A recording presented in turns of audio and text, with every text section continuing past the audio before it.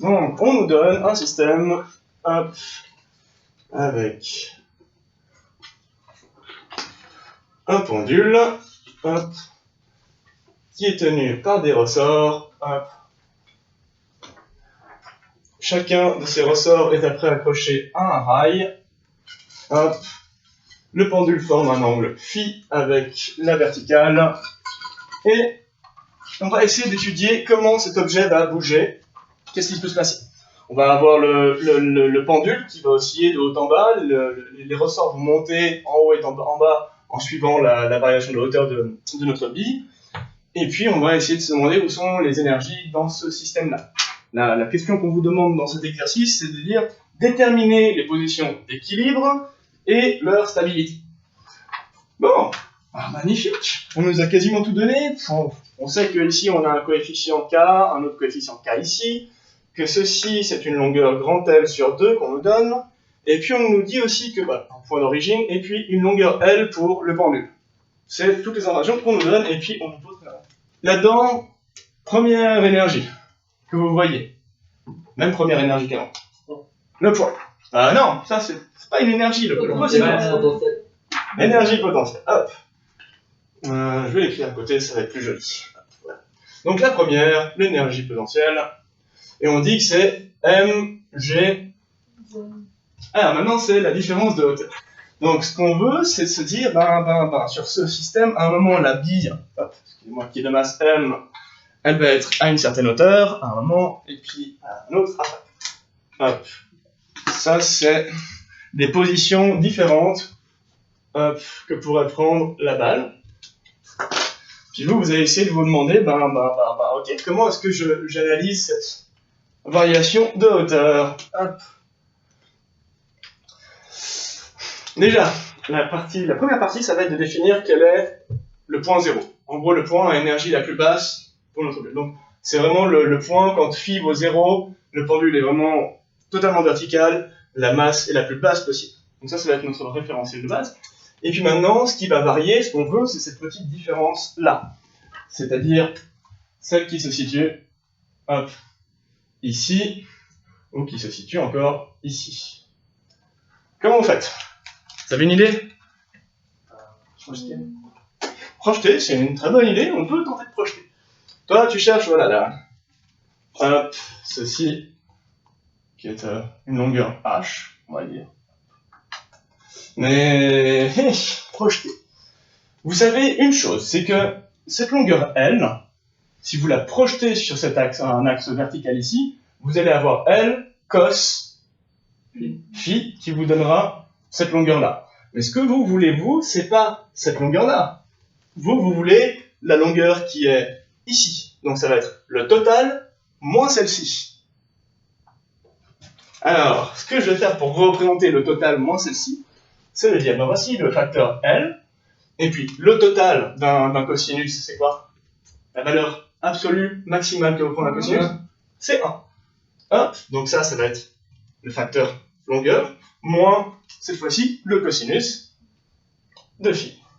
Vous vérifiez bien, qu'est-ce qui se passe ici? Lorsque cos de phi, quand phi vaut 0, votre cos vaut 1, vous avez une énergie potentielle qui est bien nulle. Vous l'avez bien faite, elle est jolie. Maintenant, deuxième énergie potentielle, qu'est-ce qu'il y a là-dedans? Élastique. Donc, énergie élastique, on va prendre celle de A, donc le premier ressort. Hop, qu'est-ce qu'elle vaut?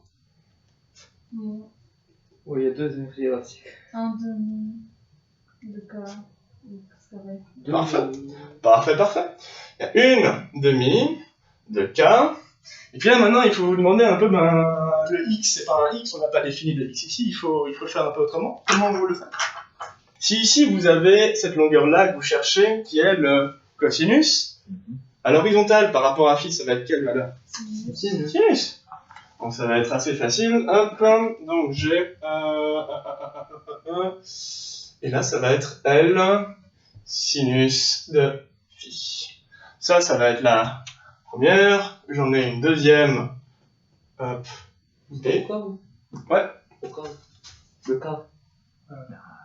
Ah oui, je carré, pardon. Ouf, merci. La deuxième, c'est une demi de K Et puis normalement, là, on va avoir un moins L sinus de phi, comme on est au carré, ça va rien changer.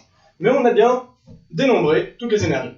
On va avoir vraiment celle potentielle dans la boule, celle dans le ressort 1, celle dans le ressort 2, et puis maintenant, on va avoir une équation totale de notre énergie. On va écrire à la suite, hop, mg L 1 moins cos de phi, plus, celle-ci c'est la même, donc je peux me débarrasser du signe, et je vais avoir une demi plus une demi, ça fait un truc entier, k facteur de L sinus phi au carré. Donc ça, c'est ce à quoi on arrive. Normalement, quand on fait les choses bien, je vais même me débarrasser de ceci pour faire apparaître des trucs. Voilà, ça c'est l'équation qui définit l'énergie de notre système en tout temps. Magnifique. Donc, on nous demande maintenant de caractériser les points d'équilibre, de les trouver déjà. Et là va intervenir un peu l'idée de comment on travaille en physique. Je vais faire un truc ici, je vais définir deux valeurs. Je vais dire oméga carré G est égal à G sur L, et puis je vais dire oméga carré E est égal à 2K sur M. Alors, vous pouvez regarder ça et puis vous dire que je suis dans un schéma de Deus ex machina, mais en réalité, j'ai pas besoin de savoir pourquoi, où est-ce que je vais dans la suite pour faire ça.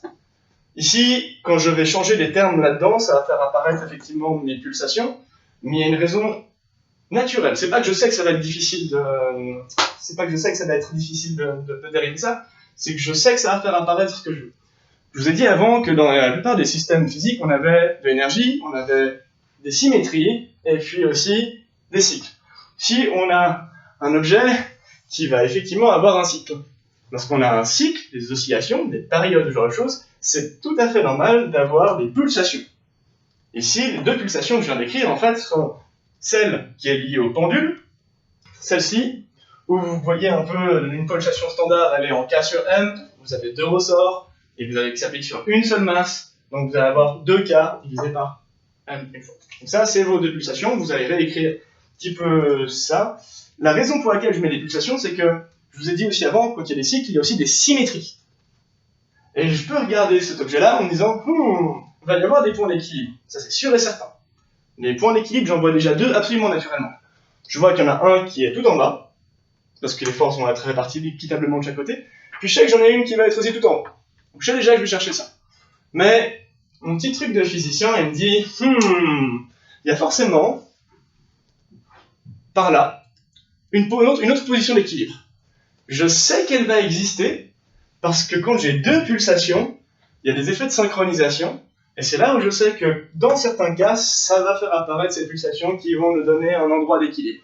Là où c'est très intéressant, c'est qu'en tant que symétrie dans cet objet, si j'ai un point d'équilibre au hasard par ici, j'en ai forcément un quatrième qui est là aussi. Ça, c'est les arguments symétriques que je veux que vous appreniez à utiliser. Avant même de faire le calcul, je sais ce que je cherche. Ouais. Physiquement, c'est pas la relation entre les positions d'équilibre et les pulsations. On va le voir après. On va le voir après. C'est pas compliqué. Ok, donc je vais garder ceci, je vais la réécrire avec mes deux magnifiques pulsations dedans.